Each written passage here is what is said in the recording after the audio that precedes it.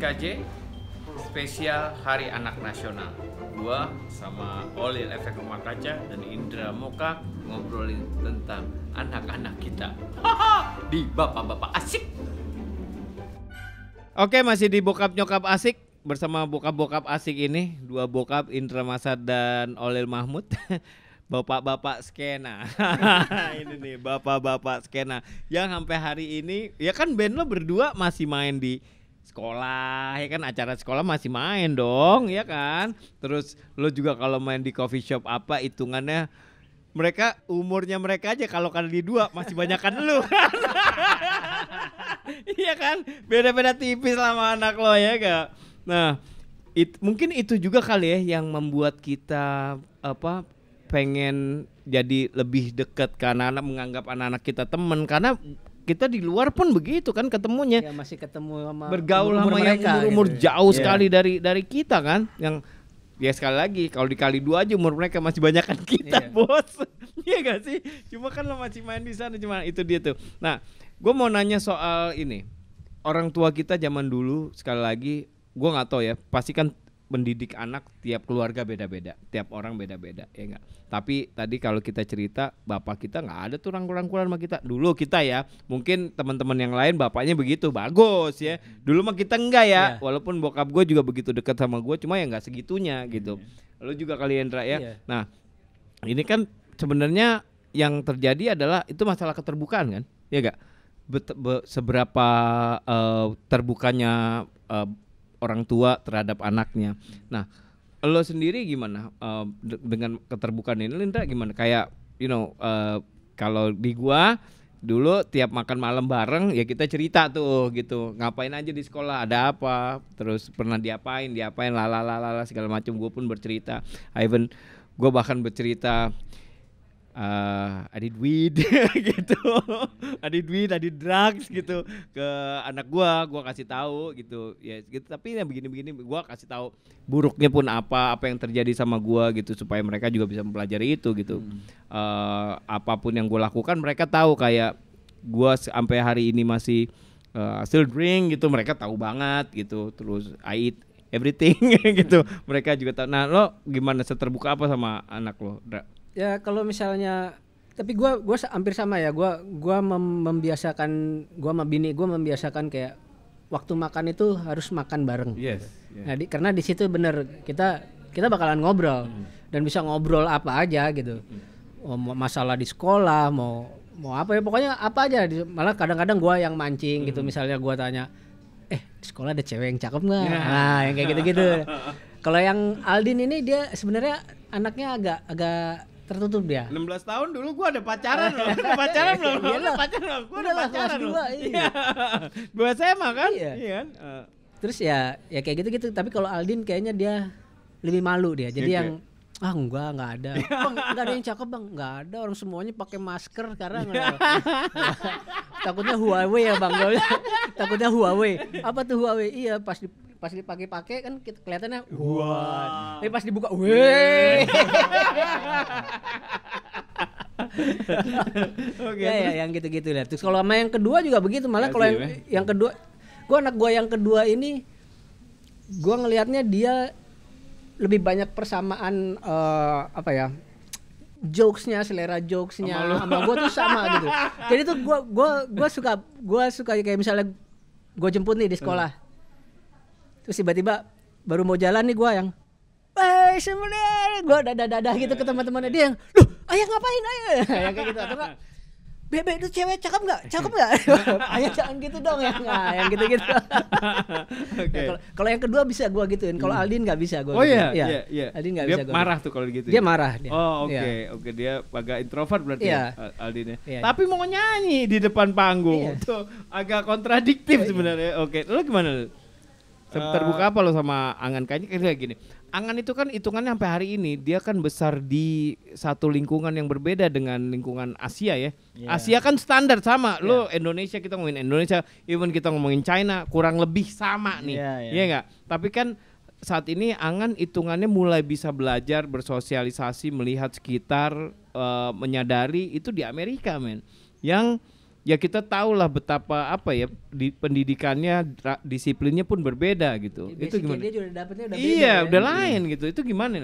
Ya karena kita sering banget tinggal cuma bertiga gitu ya. Jadi udah lebih lengket banget, nggak ada saudara, nggak ada tetangga juga ada, tapi ya nggak segitunya lah gitu. Jadi kita benar-benar sangat dekat bertiga tuh. Dan mungkin kadang-kadang udah nggak makan bareng, tapi nggak mungkin nggak cerita bareng orang kita cuma bertiga. Gitu ya. Gue yang bikinin dia makanan, mungkin pas dia bikin dia lagi makan, guanya lagi ngerjain apa lagi gitu. Tapi ya gue yang jadi kita tahu hampir sebagian besar, dan gue khawatir, gue takut kalau dia merasa nggak nyaman cerita, itu yang gue hindari. Jadi gue menempatkan diri kapan gue jadi orang tua yang mungkin memberikan saran gitu, kapan gue yang mendengar doang dari dia gitu ya. Dan ya sejauh ini iya dong, silakan dong. Gue merasa gue nggak apa-apa gitu ya, tapi ada satu momen yang dia kayak agak takut-takut ngomong gitu ya. Ternyata dia udah ngomong hal itu ke ibunya 2 minggu sebelumnya gitu. Jadi dia misalnya kayak ya gue ask out cewek di sekolah gitu. Terus dia nggak bilang sama gue udah mungkin dia bilang sama ke nyokapnya, ke istri gue, ke Irma tuh seminggu setelah kejadian. Tapi ke guanya 2 minggu setelah bilang ke Irma. Jadi dia agak khawatir, kata bilang aja nggak apa-apa gitu. Ya udah, itu pun di akhirnya dia cerita gimana menurut teman-temannya itu juga di luar dugaan, karena dia itu nerd gitu di sekolah gitu kok, tapi kok ask out orang dan ya temenan aja sih gitu. Ya gue cukup bersyukur dia akhirnya cerita, karena artinya ya dia nggak takut mau cerita sih gitu. Saya selebihnya anak-anak gitu lah ya, namanya nggak peduli juga, nggak tahu itu dia ngapain, itu dia nggak tahu dia lagi ngapain gitu. Jadi begitu aja. Tapi di luar itu ada masa misalnya kayak pandemi ya kan, jadi belajar online ya. Itu dia sekolah, gue kerja. Itu gue juga tahu perkembangan dia di kelas gimana. Terus akhirnya dia bercerita soal teman-temannya di sekolah juga lebih enak. Dan dari situ kayak pintu masuk untuk apa ya, kenal sama temen-temennya. Jadi gue kadang-kadang ikut Discord sama dia, lagi bikin dia Discord game sama temennya, terus gue diundang sama anak gue. Kayaknya bapak-bapak lain gak diundang sih, cuma gue diundang, dijadiin joke, dijadiin main-mainan aja, difoto, terus dibikinin meme apa gitu, gue digituin. Tapi ya udahlah ya, gue merasa bahwa itu mungkin jalan masuk untuk bisa lebih dipercaya, untuk bisa lebih dekat. Gue lu jadiin apa aja gue oke deh gitu. Buat kita kalau kayak begitu, buat sama anak kita kayak aner sebenarnya. Berarti kan kita dianggapnya asik gitu, iya kan? Ya kalau kayak gitu. Tapi kan dulu kita nggak pernah, gue nggak tahu ya, kalau gue nggak pernah menceritakan, ya maksudnya nggak terbuka hari ini kayak gue sama anak-anak gue gitu. Dulu ya, ya kan, karena ya sekali lagi hierarki hierarki itu tetap nempel tuh, bapak, ibu gitu. Karena sekali lagi di TVRI begitu. Kita dulu ingat nggak, kita pernah diajarin nggak keterbukaan sebenarnya di sekolah, terbuka sama orang tua, even orang tua kita ngajarin nggak sih terbuka sama mereka? Enggak kan? Gue sih enggak ya. Enggak segitunya gitu. Paling cuma ditanya sambil marah gitu kadang-kadang kan. Gitu ya, itu sih yang berubah. Nah, tapi as a parents gitu, setiap orang pasti punya ketakutan, ya enggak?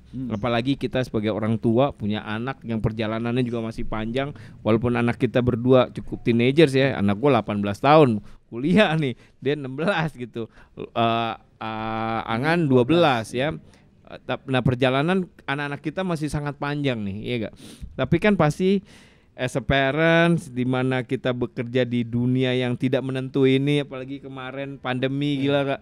Itu sih gila men, itu sih scary men, parah tuh. Nah, ketakutan apa yang paling besar yang lo hadapin untuk kita ngomonginnya berhubungan sama anak-anak kita?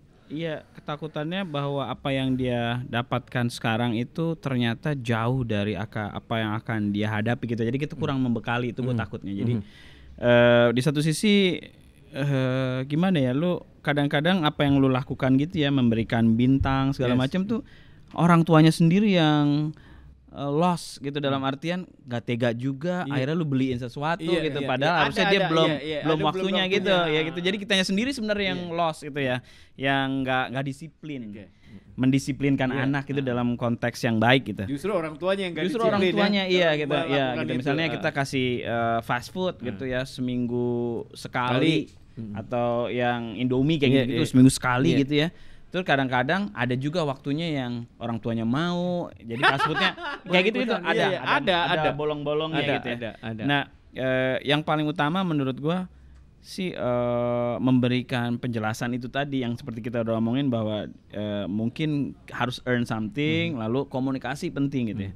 Gue melihat, gue nggak tahu apakah akan terjadi juga di sini gitu ya, di sana di dekat sekolah anak gua ya, kakak kelasnya dia ada yang suicidal karena gitu. Udah sampai ke taraf itu. Udah sampai ke taraf itu. Jadi akhirnya umur berapa? Kelas 7 tuh 13 ya, itu karena sosial media. Anak lu. Karena sosial media. Jadi itu bukan hanya ada satu ya. Jadi ada di sekolah-sekolah lain, di sekolah. Ya kan kalau di sini kan sebenarnya mengkhawatirkan misalnya apa? Challenge yang truk. Itu kan udah mengkhawatirkan dong ya. Kebetulan mungkin bukan orang yang dekat sama kita ya. Jadi belum terasa ada di sekitar kita gitu. Tapi soon itu gitu. Jadi itu suatu hal yang menakutkan, penetrasi itu ya. Jadi emang komunikasi penting banget untuk tahu update gitu, karena apalagi yang paling dekat apa misalnya anak-anak itu impact misalnya series Euphoria kayak gitu tuh.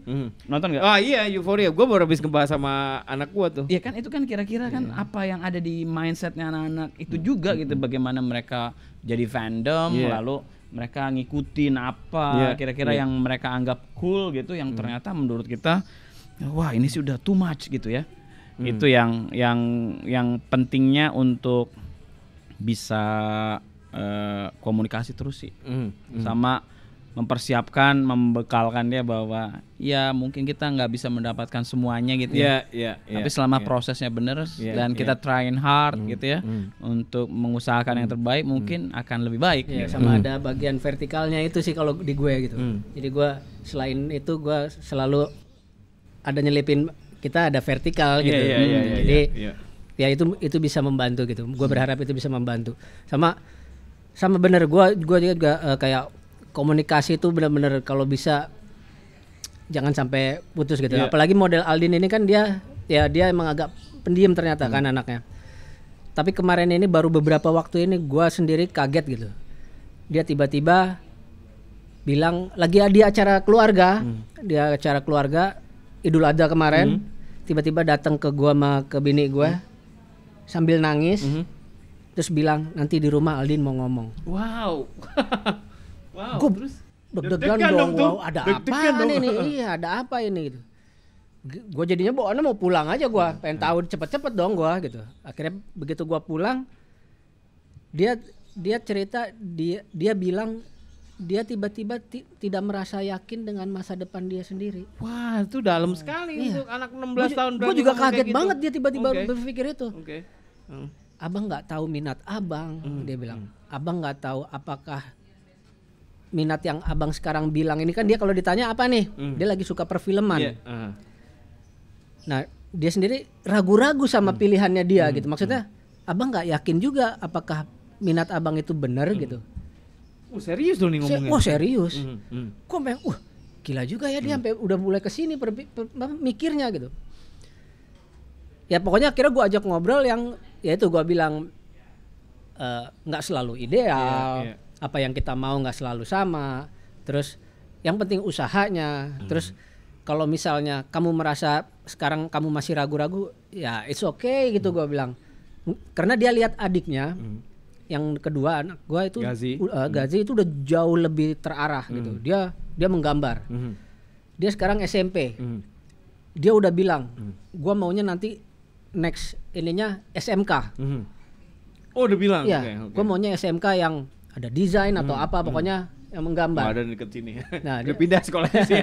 dia udah mengarah ke sana gitu. Jadi ya mungkin dia ada lihat itu juga kan. Jadi dia kok gua terpacu. Belum ya gitu. Mungkin dia gitu. Jadi kepikiran sama dia. Sama enggak lama dari dia gua ngobrol itu sama dia, gua ada baca enggak sengaja baca yang ada orang tua yang mengalami hal yang sama. Dan ternyata kalau menurut penelitiannya dia, analisanya dia, penyebabnya handphone. Maksudnya? Ya, mereka terlalu asik sama handphone. Akhirnya semuanya overthinking. Yes, ya. Itu sih. Sama informasi ya. Iya, berarti over informasi. Iya, gue rasa jadi itu. bingung. Iya, jadi bingung. Gue rasa itu. Dan emang Aldin, gue salah gue gitu. Dia gila banget sih. Itu kayaknya kalau dipotong handphone berdarah tuh kayaknya. Iya. Handphone. Kayak otong koil, sarung tangannya sarung tangan handphone. Otong koil kan gitu. Tapi di luar itu semua gue sama bini gue ngomong, gue bersyukur banget dia tiba-tiba mau ngomong itu karena artinya dia masih menganggap kita termasuk orang-orang yang bisa diajak ngobrol dengan masalah yang lagi dihadapin gitu. Setuju. Jadi gue yang agak ada leganya tapi juga yang kok bisa sampai dia berpikir itu ya gitu. Itu aja sih. Iya. Tapi itu satu hal yang menarik ya. Pasti gue juga akan deg-degan kayak lo sih begitu anak gue bilang, "Pak, aku mau ngomong." Gue langsung ada macem-macem lo di sini lo. Jangan ini. Terus gue ngeliat ya kan lagi tuh kumpul saudara. Jangan-jangan sepupu-sepupunya dia ada yang ganggu atau apa. Gila gue udah Bun Mayu pulang. Gue pengen cepet-cepet tahu gitu. Oke, last question. Gue tau lo berdua nih dianggap udah sebagai cool dad nih pasti sama teman-temannya juga ya. Lo udah diajak main ke Discord segala macam, dibikinin meme dan lain-lain ya. Lo juga bisa gitunya sama anak lo. Gue mau nanya last question. So pertanyaannya adalah seberapa menyenangkan menjadi bapak hari ini? Gue nggak bisa tidur, nggak bisa tidur nyenyak gitu ya, bangun-bangun nggak bisa nyanyi bahkan dengan baik waktu hati belum lega gitu tuh. Jadi kemarin pas datang ke sini pas datang ke sini itu anak gua di sana, kita nggak pernah dalam waktu yang lama itu nggak LDR gitu. Jadi ketika itu tuh mengganggu dan itu bikin nggak bisa tidur, bikin nggak bisa nyanyi, nyanyinya nggak bagus gitu. Ya ternyata pas setelah anak gue datang langsung beres semua, gue bisa tidur, gue langsung bisa nyanyi. Itu jadi kayak badan itu ya. Iya benar. Udah keresahannya udah apa di dalam menubuh gitu ya. Jadi yang tanpa kita sadarin gitu. Akhirnya ya ternyata segitunya nih. Gue sekarang masih akan ada di sini. Nanti anak gue akan berjauhan tuh gue akan masih struggling. Gimana caranya, semoga bisa lebih baik sih. Dengan dianya tuh juga nggak merasa. Dianya juga kaget juga karena lagi deket tiba-tiba kita pisah gitu ya. Kemarin ini udah tua padahal kan udah 12 tahun gitu. Tapi masih pengen dipeluk-peluk walaupun gak di depan orang gitu ya. Tapi kadang-kadang kan umur segitu udah males gitu ya. Ini masih mau gitu. Jadi dianya sendiri emang kangen juga gitu. Nah, kita harus cari cara nih gimana bisa menyelesaikan ini dengan baik, yaitu dia balik ke sana, gue masih ada kerjaan di sini gitu. Itu lagi gue coba cari cara sih. Sudah, tapi mungkin nanya sama Indra yang LDR cukup lama. Iya, lama lo 3 tahun LDR sama anaknya. Beda ya, masih kecil ya. Iya sih. Justru waktu masih bayi Indra rasanya pengen pulang mulu. Kalau udah gede mah bodo amat. Apalagi udah SMA gitu, udah kuliah. Paling enggak dianya ya itu makanya kalau gue waktu itu mah kan gue berusaha untuk meningkatkan kualitasnya gitu, karena dia masih kecil, dia jangan sampai nggak tahu gua siapa. Itu sih kalau gua gitu. Kalau dia kan ini udah dia tahu. Kan udah 12 tahun, udah 12 tahun. Punya kangen gitu ya. Oke. Tapi nih sama pertanyaan yang sama, seberapa happy-nya lo jadi bapak hari ini di antara skena-skena ini, seberapa happy-nya nih? Ya, happy banget lah. Ya, pasti gua happy, gua syukuri banget dan kayaknya warna baru hidup gua itu ya setelah ada mereka gitu. Jadi nggak bisa dibilang nggak happy lah, pasti happy lah. Gua happy banget. Tapi kan jaraknya jarak berbahaya nih. Itu masalah itunya sih ya itu udah kehidupan ya. Hadapin aja, dia harus dihadapin, nggak bisa enggak. Mau gimana lagi? Gimana caranya, mau di skip ya? Gue tadinya sempat berusaha. Aldin ini kan lumayan cerdas anaknya. gue sempat gue nawarin, kamu mau Akselerasi. kamu mau nggak akselerasi? Nggak mau. Usaha bapaknya. Gak salah. Oke. Well, anyway, Olil terima kasih. Sama-sama, Geng. Indra terima Sama-sama. kasih. Ini fun banget sekali lagi. Mungkin kalau kita ketemu pertama kali kita ketemu 20 tahun yang lalu, kita nggak akan kebayang bakal ngomongin kayak gini ya. Sementara kita udah pada berwarna gini rambutnya. Apa ini coba? Ya itu dia teman-teman semuanya, obrolan kita bertiga nih bersama bapak-bapak skena ini ya, di Hari Anak Nasional. Semoganya sih apa yang kita harapkan terhadap anak-anak kita, anaknya Indra, anaknya Olil, Angan, Gazi, Aldin ini mimpi-mimpinya terwujud, amin, ya. Amin. Dan juga seperti halnya buat anak-anak Indonesianya lainnya semua punya harapan-harapan yang baik, punya mimpi-mimpi yang bagus yang bisa terwujud nanti. Oke, terima kasih. Mudah-mudahan kita bisa ketemu lagi di obrolan bokap nyokap asik ini, tentunya di Synchronize Radio. Alright, sampai ketemu lagi. Bye bye.